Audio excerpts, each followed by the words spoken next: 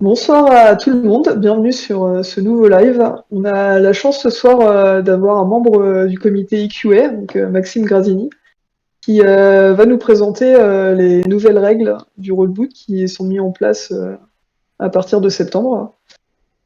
Donc pour cette édition, on fonctionne un petit peu différemment, donc vous avez possibilité de nous joindre sur Discord, comme ça vous pourrez poser vos questions à l'oral directement à Maxime en fin de présentation. Ça permettra d'avoir un échange un peu plus fluide, parce que les questions de règles, c'est pas toujours très évident à appréhender. Après, il y a toujours aussi la possibilité de poser vos questions à l'écrit sur Twitch, comme on a l'habitude, et je les transmettrai à Maxime comme on a l'habitude de faire, donc pas de souci là-dessus. Donc Maxime, je vais te laisser te présenter, puis ces nouvelles règles, du coup, nous expliquer un peu tout ça.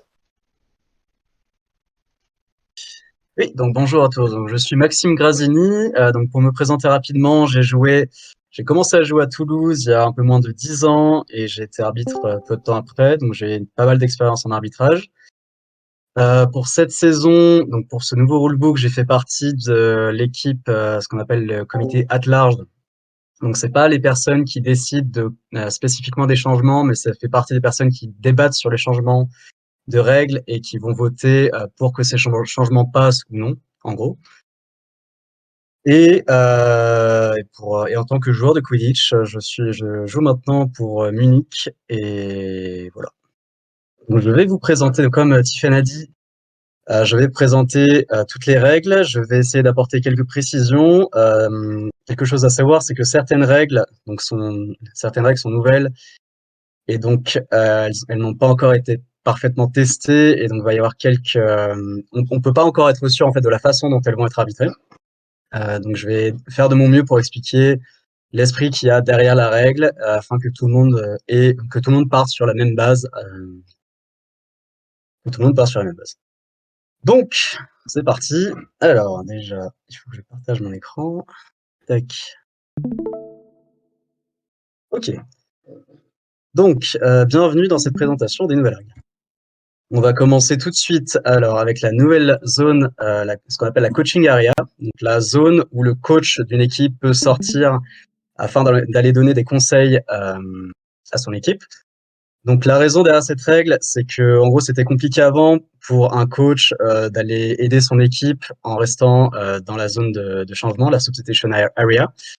Maintenant, une personne pourra sortir dans la coaching area afin d'être plus proche de ses joueurs et de pouvoir transmettre des informations, de leur donner des feedbacks directement. Donc pour les détails, la coaching area, c'est la zone que vous voyez ici. De chaque côté, elle s'étend entre la substitution area, donc la zone de substitution, et la penalty box. Ça fait une zone de 7 mètres, il me semble. Une personne qui est désignée comme coach peut sortir à n'importe quel moment dans cette zone, à condition que son maillot d'équipe soit couvert. Et il ne peut y avoir qu'une seule personne à la fois.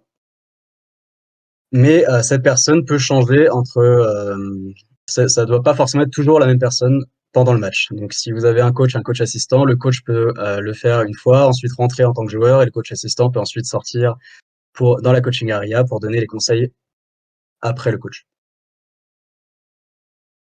Voilà, donc c'est un changement assez simple. Ensuite, on a des changements sur la reprise du jeu. Donc, auparavant, un joueur qui était en contact, alors il y avait pas mal de spécificités en fonction du type de contact. Si c'était un contact, par exemple un wrap, si c'était un wrap au sol avec une prise sur la balle, il y avait des façons de reprendre le jeu qui étaient différentes.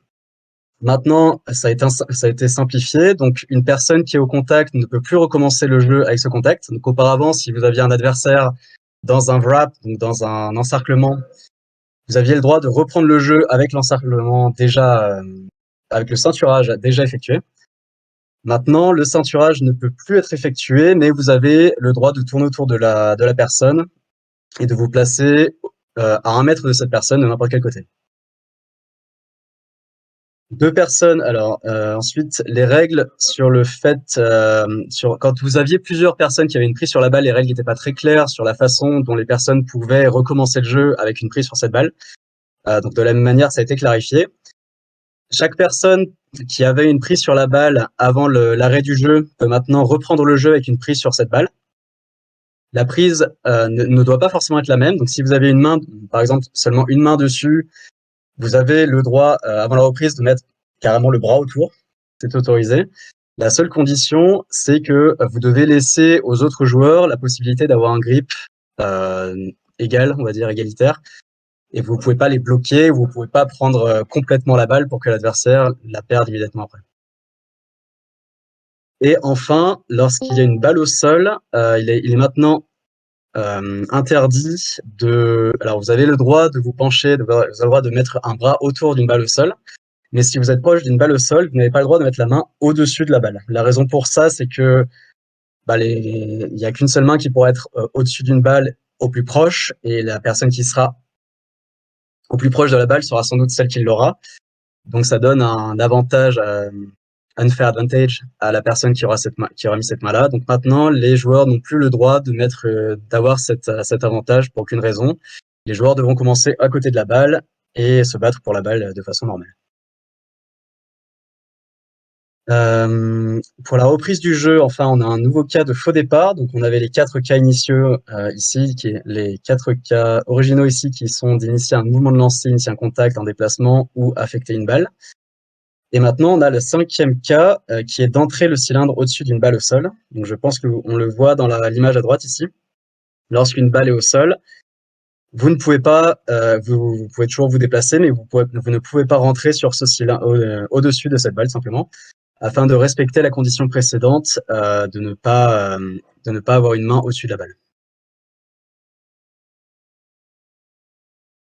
Changement simple ensuite, le seeker floor, donc le moment où les attrapeurs peuvent rentrer sur le terrain et déplacer de 18 à 20 minutes. Tous les handicaps sont décalés en conséquence, donc toutes les 5 minutes après, donc 25, 30 et 35 minutes. Les head beats, alors là c'est un gros sujet, donc je vais y passer un peu plus de temps.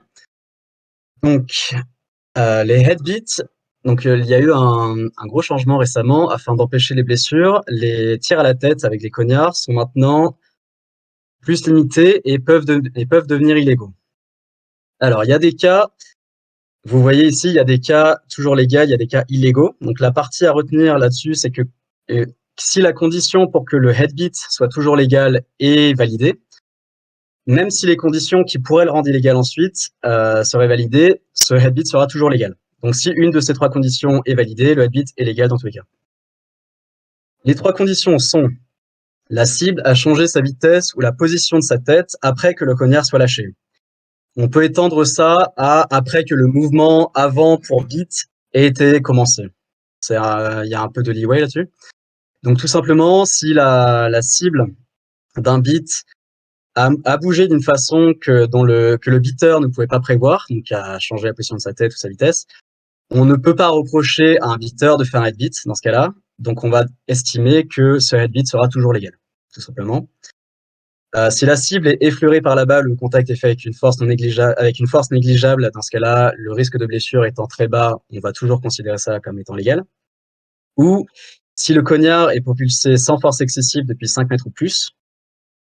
Donc là, les 5 mètres sont très importants. Et la force excessive, elle va être qualifiée en fonction de la situation.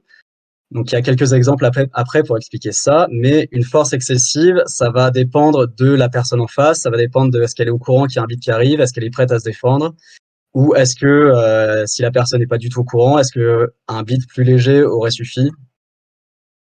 Là encore, la force excessive, ça doit vraiment être quelque chose qui va aller chercher vraiment beaucoup de force supplémentaire. Si vous pensez que c'est limite, mettez-le plutôt dans le toujours légal que dans la force excessive. Ensuite, un head beat peut devenir illégal, donc si aucune de ces 3 conditions n'est validée et si l'une de ces 4 conditions est valide. Donc le lancer utilise une force excessive, encore une fois en fonction de la situation. La cible est un poursuiveur ou une poursuiveuse sans ballon, ou une attrapeuse ou un attrapeur. Donc contre je vais utiliser un poursuiveur ici. Donc un poursuiveur qui n'a pas de balle, on considère que c'est une cible moins importante, on va dire, et c'est une cible qui peut pas se défendre surtout. Donc un head beat est très difficile à justifier. Un point important, c'est que si la cible est un poursuiveur qui est en train de récupérer une balle, vous pouvez donner un peu plus de leeway, donc vous pouvez permettre un peu plus de force dans ce cas-là, parce que c'est important quand même de toucher la personne rapidement, ce qui oblige le beater à utiliser davantage de force. Donc là, par exemple, le contexte de force excessive est un peu repoussé vers davantage de force. Ensuite, un point important, le cognard atteint la tête de l'arrière de la cible.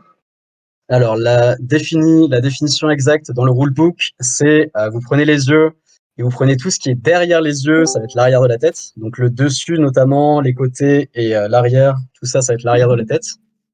Là, c'est un cas très simple. Hein. Si ça atteint l'arrière de la tête, c'est carton jaune dans tous les cas. Et enfin, à moins qu'une des conditions ait été légale au-dessus. Et enfin, la tête de la cible aurait probablement été poussée vers le sol. Donc ça, c'est dans le cas où, par exemple, le poursuiveur est au sol, allongé après un contact, et vous arrivez par-dessus, vous lui mettez une grosse tatane dans la tête, qui pourrait lui faire un choc non seulement du ballon, mais en plus du sol derrière. Dans ce cas-là, on considère que c'est dangereux et ça devient illégal. Donc ici, vous avez un petit graphique qui a été fait par une joueuse qui s'appelle Viria Palamo Parada. J'espère que je n'écorche pas son nom.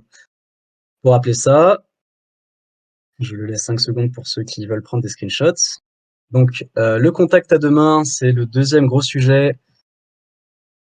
C'est le deuxième gros sujet de ce rulebook.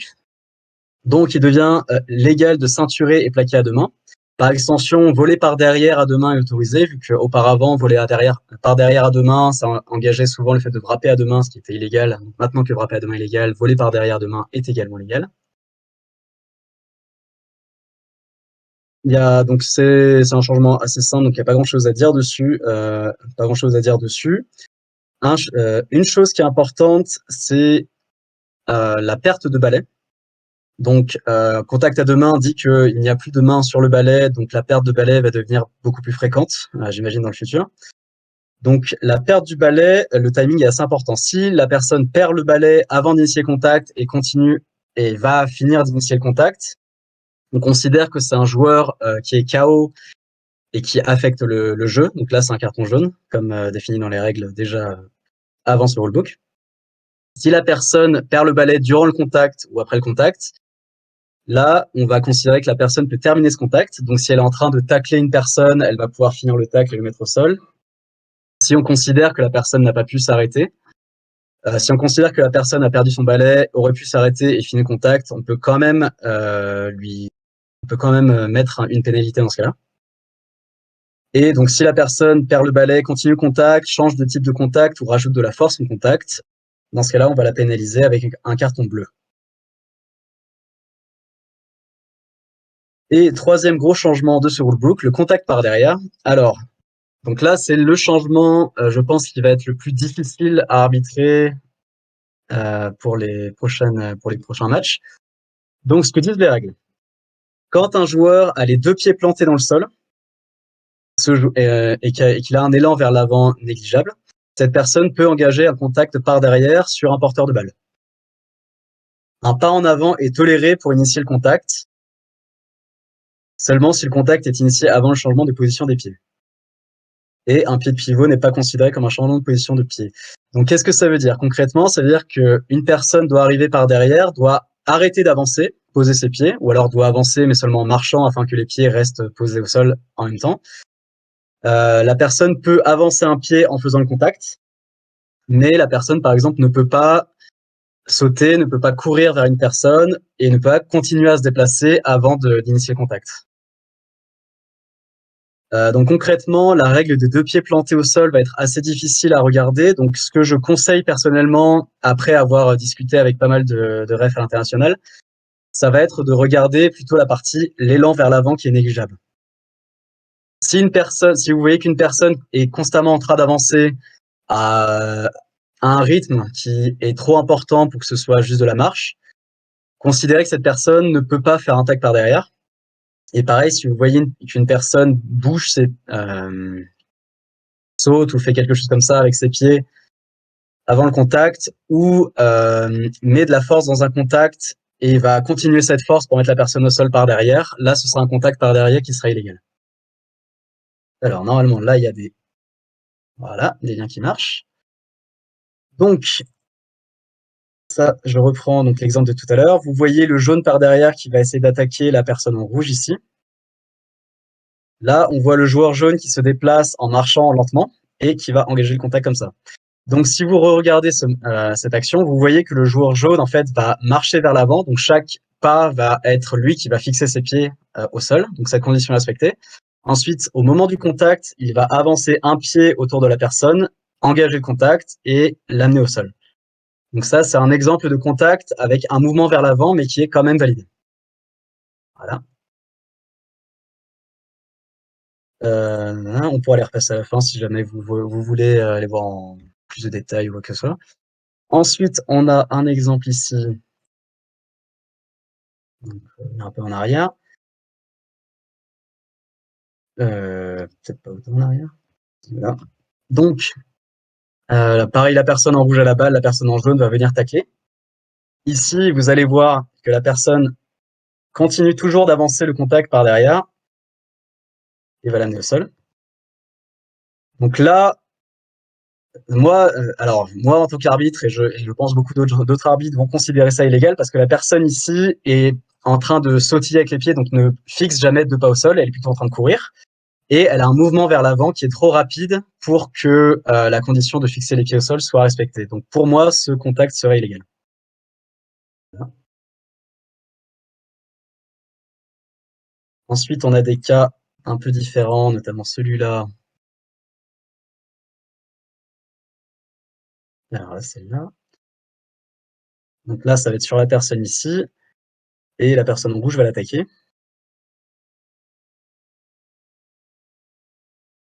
Donc là, c'est un cas un peu particulier parce que la personne bouge les deux pas, les deux pieds. Voilà, vous voyez, elle fait un petit saut vers l'avant, si on peut dire. La personne en rouge fait un petit saut vers l'avant pour commencer le contact. C'est le genre de cas qui ne respecte pas les règles du rulebook, donc la personne ne fixe pas ses deux pieds avant d'engager le contact. Mais ça va être le genre de cas qui va être très dur à voir parce qu'un petit saut comme ça en plein milieu de l'action, ça va être très dur à voir. Donc, ce sur quoi vous pouvez vous appuyer ici, c'est plutôt le fait que il n'y a pas de mouvement avant conséquent. Il y a un mouvement avant qui aurait pu être fait avec un seul pas. Et il n'y a pas de force qui est amenée par ce saut.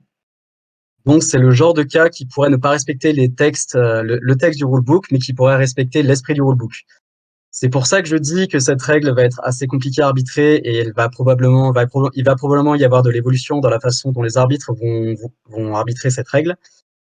Parce que ce genre d'action pourrait être légal malgré que le rulebook dise que actuellement elle est illégale. Donc j'encourage tout le monde à continuer à suivre, à interagir avec les autres arbitres pour voir comment tout ça évolue. Voilà, je l'ai marqué illégal. C'est d'après le rulebook actuellement, ça pourrait évoluer. Et dernièrement, on a le contact ici qui est exactement le même que celui d'avant, donc on va le passer, j'imagine. Ouais, c'est le même. Okay. Voilà, donc contact par derrière, ça va être le gros sujet des prochains matchs. Donc ça va être intéressant. Ensuite, on a donc un changement de règle, le swaffle au point mort. Donc ça offre une option supplémentaire. Ça offre une option supplémentaire aux chasers, aux poursuiveurs, de récupérer le swaffle sans avoir à attendre un beater. Donc c'est la situation classique en défense quand quand une personne a été mise au sol avec la balle et qu'il y a une espèce de pile sur la balle mais que personne ne peut récupérer le ballon parce que tout le monde a un grip dessus. Dans ce cas-là, alors les conditions pour que ce soit considéré au point mort, il faut précisément que la balle soit possédée par une personne au sol et qu'il soit en contact avec un adversaire, ou qu'il soit possédé par au moins deux personnes, dont l'une au sol. Donc il y aurait un grip signifiant sur la balle. Donc une personne qui est frappée au sol mais qui ne veut pas lâcher la balle, ou deux personnes qui ont un grip sur la balle et qui se la disputent mais qui ne peuvent pas la récupérer. Donc là, ce que doit faire l'arbitre, c'est commencer un décompte de 10 secondes. Les 5 premières peuvent être silencieuses. Pourquoi? Parce que tout simplement, si l'arbitre pense à commencer le décompte 2 secondes après le début du swaffle au point mort, il peut commencer dans sa tête à 8 secondes et annoncer ensuite seulement les 5 dernières secondes. Au terme de ces 10 secondes, il annonce swaffle au point mort. Et à ce moment-là, on va avoir un turnover du SWAFL, que je vais expliquer exactement après. Un point important, c'est que si jamais le SWAFL recommence à bouger ou se déplace de façon significative avant d'être de nouveau mis au point mort, il y a un nouveau décompte qui est engagé. Et la façon de faire le turnover, donc dans le cas où un gardien ou le gardien en défense a une main sur la balle ou a une main sur la balle, dans ce cas-là, on peut juste annoncer balle au gardien. Donc le gardien récupère la balle, on ne peut plus faire de contact. Le SWAFL a eu un turnover, pas de problème. Dans l'autre cas, ce qu'on va faire, c'est que l'arbitre va désigner une des personnes qui était en défense et qui était proche de la balle, la plus proche de la balle idéalement. Et on va déterminer le point sur la ligne de touche le plus proche. Donc imaginons que vous êtes derrière la ligne du gardien, un peu sur la droite. On va décaler la balle sur la ligne de touche vers la droite, au point le plus proche. Et la personne qui a été donc désignée comme étant la personne la plus proche en défense va prendre la balle, va aller sur ce point de la ligne et va ramener la balle à l'intérieur du terrain. Vous n'avez pas besoin de faire ça si... Est-ce qu'il y a un... Non, il n'y en a pas. Vous n'avez pas besoin d'arrêter le jeu pour ça, ou on peut laisser continuer le jeu, il n'y a pas de problème. J'espère que c'était clair. Si c'est pas clair, n'hésitez pas à poser la question à la fin, je montrerai sur le graphe directement, ce sera peut-être plus simple à comprendre. Bah, je vais le faire maintenant d'ailleurs. Si on revient par exemple, imaginons, alors, on est là, imaginons il y a une pile de joueurs à cet endroit. L'arbitre a compté les 10 secondes, a annoncé SWAFL au point mort. Et un poursuiveur en défense va devoir revenir sur le point de la ligne externe ici, avec le SWAFL, et va devoir recommencer le jeu à partir de ce point-là, tout simplement.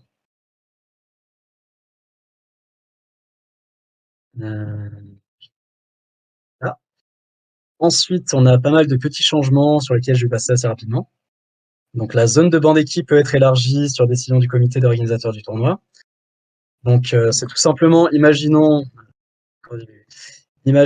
que la player area ici, player area, donc la zone des joueurs, est plus grande et s'étend 5 mètres encore derrière de ce côté-là. L'organisateur du tournoi peut annoncer que la team bench, donc le banc de l'équipe, sera aussi prolongé de ce côté-là, afin de laisser plus de place aux joueurs, tout simplement.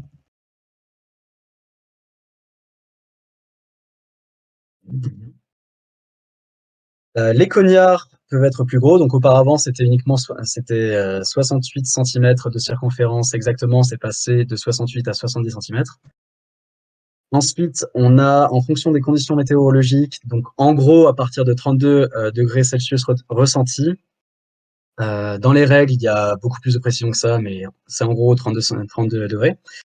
Les matchs devront comporter des pauses supplémentaires, donc à 15 minutes, une pause de 4 minutes, à 25 minutes, une pause de 2 minutes, et ensuite, par chaque 5 minutes après, donc à 30 minutes, 35 minutes, etc., une pause de 2 minutes. Les chaussures à pointe en métal sont maintenant légales, mais seulement mais avec une précision que l'organisme qui accueille les matchs ou le tournoi doivent l'autoriser. Pourquoi cette précision? Parce que notamment en Allemagne, mais j'imagine dans d'autres pays, il y a beaucoup de venues qui n'acceptent pas les pointes en métal, tout simplement. Ensuite, le bracelet d'alerte médicale a été rajouté dans les équipements légaux. Donc, il y a des bracelets d'alerte médicaux qui sont faits spécifiquement pour le sport. Et les protèges tibia peuvent maintenant être solides. Donc, ce qui est dit dans la règle, c'est qu'ils n'ont pas besoin d'être soumis au knock test. Vous n'avez pas besoin de le tester pour voir s'il est solide ou non, à condition qu'il soit en bonne position et couvert par des chaussettes. Ensuite, alors là, c'est un changement un peu plus important. Quand un SWAFL traverse les 2 lignes de séparation, donc la ligne médiane et la ligne de gardien, en un seul mouvement, on considère que les 2 resets ont été utilisés et donc cela va engager un turnover. Donc auparavant, ce qui se passait, c'est que par exemple, si vous aviez un joueur qui était proche de ses anneaux, qui était dans l'équipe attaquante mais qui était revenu proche de ses anneaux, et qu'il y avait un joueur qui était en attaque dans la moitié adverse du terrain, et que ce joueur dans la moitié adverse faisait une passe jusqu'à la personne qui était aux anneaux, donc franchissant les 2 lignes de séparation, on considérait que c'était qu'une seule action de jeu et du coup, c'était un seul reset utilisé. Maintenant, ça a été changé pour que chaque ligne est maintenant chaque ligne entraîne un reset, tout simplement. Ensuite, si une personne se fait pousser hors du terrain par une autre personne qui est en situation d'illégalité, la personne poussée hors du terrain n'est pas pénalisée, donc il n'y aura pas de quaffle turnover. C'est un changement. Auparavant, seulement une personne qui était poussée par une personne qui était KO n'était pas considérée comme hors du terrain. Donc voilà, KO, c'est précision. touché par un cognard, c'est ça? Oui, une personne qui. Alors, auparavant, c'est seulement si une personne qui était touchée par un cognard Ouais. finissait de vous pousser hors du terrain, il n'y avait pas de turnover. Maintenant, c'est si la personne fait une autre faute en vous poussant hors du terrain, vous ne serez pas pénalisé. Et enfin, quasiment enfin, donc un batteur qui baisserait sa main avant d'avoir atteint le cognard, cette personne perd son immunité, mais est toujours limitée par toutes les restrictions qui engendrent le fait de demander l'immunité. Donc, en fait, elle perd l'immunité, mais elle doit toujours aller chercher le cognard, elle ne peut pas engager une autre action. Ce changement de règle, c'est plutôt pour les arbitres, afin que les arbitres n'aient pas à se demander si la personne a levé le poing avant et ensuite l'a baissé ou si elle l'a jamais levé. Ensuite, enfin, les deux derniers changements. Un changement voilà. Donc pendant l'overtime, si une personne reçoit une pénalité qui la mettrait en situation de forfait, donc par exemple un carton rouge contre une équipe qui n'aurait que 6 joueurs en overtime, qui la mettrait donc à 5 joueurs, donc une composition d'équipe illégale, l'équipe peut choisir de concéder la partie à la place. C'est un changement qui a été demandé parce qu'apparemment certains tournois, ça faisait la différence de concéder ou d'avoir un forfait pour certains tournois, donc cette règle a été mise en place. Et le nom des balles évolue. Le quaffle est devenu le quad ball, bludger dodgeball, seeker devient le flag, et le seeker runner le flag runner. On verra si ça évolue comme ça en Europe aussi. Oui, parce que c'est que aux US C'est que tout ça pour moi. évolue. Ouais. Pour l'instant, c'est uniquement aux Mer- US. Oui. Pardon. Merci Voilà. Maxime. Si tu veux, pendant le temps que tu vas chercher les vidéos pour Ouais. les headbeats, je vais rappeler le dispositif un peu comment on fonctionne sur Discord pour ce soir. Donc les quelques personnes qui sont sur Discord, vous avez la possibilité de poser vos questions à l'oral directement avec Maxime pour fluidifier un peu les échanges. Donc pour intégrer une file d'attente, vous pouvez taper dans le chat demande de parole /L ou /lever la main et vous serez intégré sur une file d'attente pour qu'on puisse vous passer la parole les uns après les autres. Sachant qu'on a quelques questions sur Twitch aussi, hein. Donc Twitch, comme d'habitude, vous pouvez poser vos questions à l'écrit et je les relayerai à Maxime, hein. Et ce sera du coup dans quelques minutes. T'as eu le temps peut-être de retrouver les vidéos?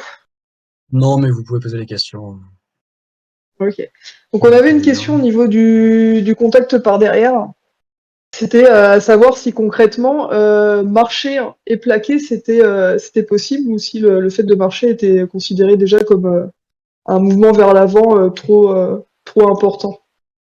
Alors, un mouvement vers l'avant trop important, ce qu'il va falloir considérer, c'est est-ce que la force qui est amenée vers l'avant va aider le contact et va avoir un impact significatif sur le contact. Donc, si vous voyez qu'une personne fait un pas vers l'avant et profite de ce pas en fait pour mettre un impact à la personne, pour ensuite l'accompagner vers l'avant, là, ça va être un impact significatif, donc ça va être trop effectivement. Mais si par exemple la personne fait un pas vers l'avant, il y a un léger contact et qu'ensuite la personne continue son truc vers l'avant ou la tire vers l'arrière, là, la force va pas être significative, donc vous pouvez ignorer cette force-là.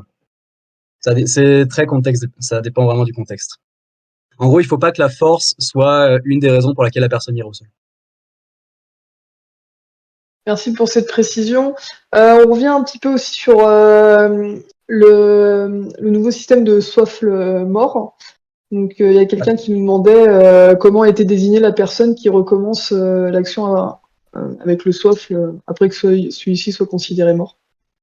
Alors, si le gardien qui était précédemment dans l'équipe en défense a un grip sur la balle, ou si c'est cette personne-là qui a frappé la personne, je dirais toujours le gardien, pas en priorité.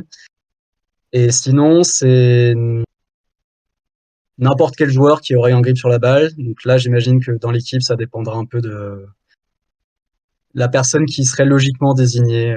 Mais s'il y a deux personnes dans l'équipe en défense qui ont un grip sur la balle, vous posez pas trop de questions. Vous sélectionnez une des deux, c'est pas le plus important. D'accord. La seule Alors, restriction, c'est que ça doit être une des personnes les plus proches. ouais, donc si c'est un tas de joueurs qui sont au sol, s'il y en a 2 ou 3 impliqués, c'est peu importe la personne qui est choisie dans l'équipe Oui, voilà. défensive. Idéalement, c'est celui qui a un grip sur la balle, mais s'il y a 2 personnes qui ont un grip sur la balle, bah, vous prenez un des deux. Et voilà. J'ai Parfait. retrouvé les vidéos de Red jamais. Bah, vas-y, bah, si tu veux, je pose ma question et on Vas-y. pourra les après. Ouais. Donc, une question aussi qui a son importance, est-ce que ceux qui ont passé leur certif arbitre la saison passée doivent repasser leur certif ou si c'est reconduit automatiquement cette année? Alors, il y a donc à chaque nouvelle saison, donc à chaque nouveau rulebook, il y a 2 types de tests pour les head refs et pour les assists aussi, je crois. Il y a si vous devenez un nouvel arbitre, vous avez le test complet qui va toucher à toutes les règles. Si vous étiez déjà arbitre et que vous devrez repasser un nouveau test, mais ce nouveau test va se concentrer uniquement sur les changements apportés par le nouveau rulebook. Donc oui, vous devrez repasser le test, mais ce sera uniquement sur les changements. Super, très bien. Tac. Bah vas-y, tu peux lancer tes vidéos à ce moment-là, puis on reviendra aux Ok. questions un petit peu après. Ok, je partage mon écran à nouveau. Est-ce que vous pouvez voir mon écran? My bad, attends, j'arrive. Participer sur la vidéo, regardez le stream, c'est bon. Alors, je vais commencer avec celui-là, je pense. Je vais commencer avec celui-là. Alors ça a été le cas le plus discuté, le plus intéressant, je pense. Donc vous avez ici, ça vient censé, voilà. Donc le joueur en bleu, voilà. On va repasser plus longtemps. Donc le joueur en bleu qui va biter, qui va récupérer son cognard et qui va ensuite se faire beat par la personne en jaune qui arrive de la droite. Et vous allez voir que le contact est assez violent et est sur la tête. Et à moins de 5 mètres. Donc, ce contact a été très discuté et il a été décidé plutôt, il a plutôt été décidé que c'était un contact légal, mais à la limite. Pourquoi? Parce que bien que le contact ait été très violent et à moins de 5 mètres, ce qui pourrait le qualifier pour un contact à la tête illégal, pour un headbeat illégal, on voit que la personne ici s'attend à recevoir le beat et est prête à contrer le beat, ce qui va justifier la force, en fait. Si la personne en bleu n'était pas en train de n'était pas en position de bloquer la balle, ou était un peu en retard, par exemple, et était toujours en train de récupérer sa balle au sol, là, la force du beat elle aurait pu être justifiée comme étant trop forte, et on aurait pu justifier un carton jaune sur le joueur jaune. Donc ce cas-là, je pense, est le plus intéressant. Mais vous voyez, bien que la force soit très importante et qu'on pourrait penser que c'est trop avec les nouvelles règles, le contexte fait que le headbeat reste légal. Et comme j'ai dit, si vous pensez qu'un headbeat est limite, mais si vous pensez juste qu'il est limite, ayez plutôt tendance à dire que c'est un headbeat légal qu'un headbeat illégal. Surtout dans le cas où, surtout dans ce cas-là, dans ce genre de cas-là. Ensuite, on a un deuxième cas qui est beaucoup plus simple. Donc là, alors, on va laisser tac. Donc là, vous allez voir la personne en bleu qui va récupérer le soif et qui va être beat par une personne venant de la gauche, je crois. Tac. Il récupère la balle, fumble un peu sur la balle et il se prend un gros headshot dans la tête. Voilà.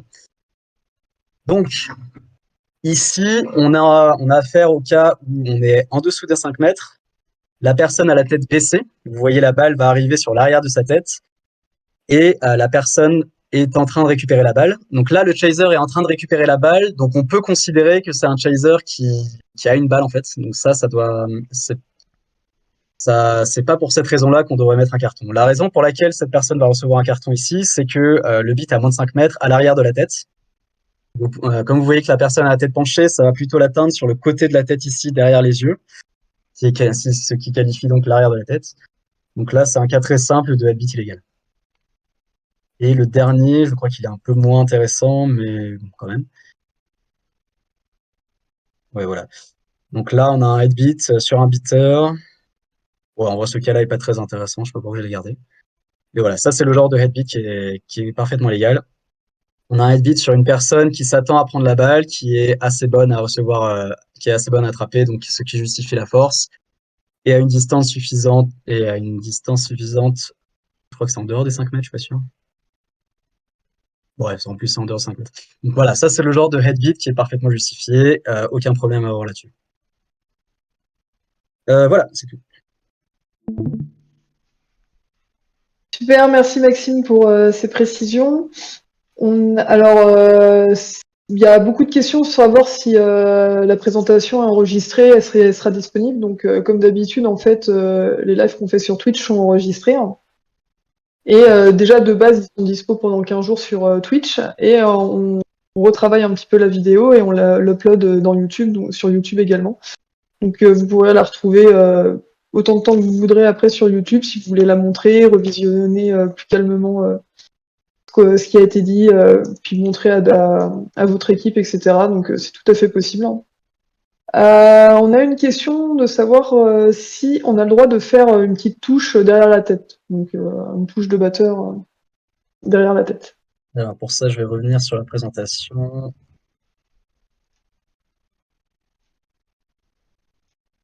Bah, tu peux utiliser cette page, eh bien. Donc je vais repartager mon écran. Ouais. Tac. Live. Donc, est-ce que vous voyez bien mon écran? Ouais. Désolé Sacha. Donc vous voyez headbeat à l'arrière de la tête, ça rendrait le beat illégal. Par contre, et c'est une très bonne question parce que ça me permet d'insister sur le point que ici un contact avec une force négligible rend le contact légal. Et donc si vous avez ces deux cas où il y a la condition qui le rendrait légal, la condition qui le rendrait illégal, la condition qui le rendrait légal prend toujours le pas. Donc un contact à l'arrière de la tête mais avec une force négligible, c'est toujours légal. Pareil, s'il y a un contact à l'arrière de la tête sur un joueur qui aurait changé, donc qui aurait changé la position ou la direction de sa tête au dernier moment ou pendant le mouvement tout simplement, le contact pourrait paraître illégal, mais comme il y a eu un changement de position de la tête, ça remplit la condition ici qui le rend légal, donc ce contact sera toujours légal. Voilà. Très bien, merci pour cette précision. C'est une question qui concerne un petit peu plus Sacha, là, mais, tu me diras si je me trompe. À savoir, quand est-ce que les tests ils seront disponibles? Donc on n'a pas l'info encore jusqu'à présent. Si je me trompe pas, il y a les nouvelles règles qui sont en traduction là déjà actuellement. Et si tout va bien, les tests, j'imagine qu'ils arriveront ensuite. Ouais, mais les tests ils sont déjà pas disponibles en VO, donc encore moins. Mais déjà, même la VO du rulebook, on l'a pas encore en fait. D'accord, ok, ouais, donc la Donc traduction a même pas commencé. côté traduction, on en est pas la même. On est déjà pas à avoir la version originale de tout ça. Ok, d'accord. Donc bah pareil, comme on disait, à la fin de la présentation, on vous a mis les termes qui ont changé pour les noms de balles. Donc ça, c'est vraiment les termes qui sont utilisés aux États-Unis. On n'a vraiment pas du tout d'infos sur comment ça va se passer pour en France actuellement, s'ils seront traduits et si aussi enfin, je veux dire en anglophone, ça va être ces termes-là qui vont être utilisés ou pas. On n'a pas d'autres questions pour le moment. Donc, je sais pas si Maxime, tu vois quelques précisions à apporter ou si pour toi t'as fait le tour. Moi, j'ai fait le tour, si vous avez besoin de plus de précision. Ça dépend des gens. Rikonsu dans Ah, demande de parole, on a répondu. Tiffany. Je peux faire /L. Ouais, P/L ça devrait te dans le démute. chat Discord.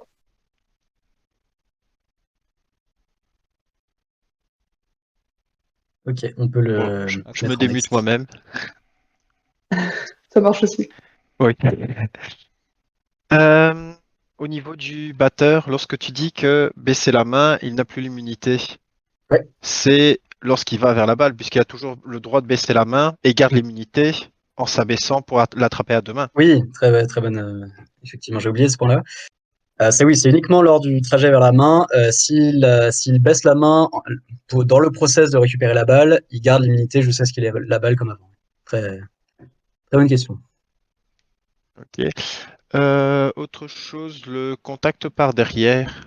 Est-ce que ça a été mis parce qu'il y avait trop de gens qui tournaient le dos pour se protéger? Ou... C'est une des raisons. Donc c'est la première des raisons. Donc c'est notamment les beaters qui se retournent pour pas pouvoir se faire tacler ou ce genre de choses. Il y a aussi, par exemple, le fait que après une passe, un joueur récupère la balle en ayant le dos tourné aux anneaux adverses et du coup, l'équipe en défense doit attendre que la personne fasse une action et peut pas juste aller la chercher. Et une personne qui se tournera au dernier moment aussi, c'était auparavant légal. C'est toujours d'ailleurs légal de faire un contact par derrière sur une personne qui se tourne au dernier moment. Mais le fait d'avoir cette possibilité pour engager un contact par derrière de façon plus clean, on va dire, ça peut encourager les joueurs à faire des contacts plus réglo, on va dire. Donc il y a plusieurs raisons. Ok. Et alors, une dernière petite chose. Je tiens à dire un énorme merci à Sacha et Tiffen pour tout ce qu'ils font pour la FQF. J'aimerais bien qu'en Belgique, on ait des gens qui fassent comme vous. Ah, merci, c'est trop Voilà. mignon. Merci, On c'est accepte. gentil. Après, on a un peu plus d'équipes et un peu plus de joueurs qu'en Belgique, ça aide aussi, hein. Et je Et puis remercie bon, tous ceux qui en sont dans l'ombre aussi. En vrai, on est fiers en plus que ça aide pas toute la Belgique, mais au moins il y a la partie francophone qui peut en bénéficier, comme en Suisse, ou les Français à l'étranger aussi qui peuvent ramener ça dans leurs équipes, dans les équipes locales. Donc on est plutôt content que ça serve aussi ailleurs qu'en France. Merci, Ça sert à la commu. c'est ça. Donc on n'a pas d'autres questions jusque-là. Après, voilà, comme tu as très bien dit, Maxime, c'est aussi à voir un peu comment ça va se boutiquer et s'articuler en compétition, car il y a pas mal de précisions encore, je pense, qui seront amenées potentiellement dans les prochains roadbooks pour vraiment préciser toutes les situations, mais ça se saura que en testant sur le terrain pour voir ce qui va pas. Ouais. Donc on te remercie pour le temps que tu as consacré à cette présentation et à nous éclaircir sur ces points de règle qui vont quand même pas mal changer un peu la physionomie de jeu. Donc moi personnellement j'ai hâte de voir ce que ça donne pendant les matchs, surtout le plaquage à deux mains. On est beaucoup à l'attendre. Et je pense que les batteurs sont un peu aussi, batteurs et batteuses sont un peu rassurés sur les spécificités pour les headbeats. Donc ça va permettre que tout le monde commence la saison sur de bonnes bases. Voilà. Ouais, merci Donc beaucoup, merci Maxime. Sacha. Voilà, merci Maxime. Et puis on vous dit à la prochaine pour un prochain live Twitch. Et bonne soirée à tout le monde. Bonne Salut. soirée tout le monde, salut.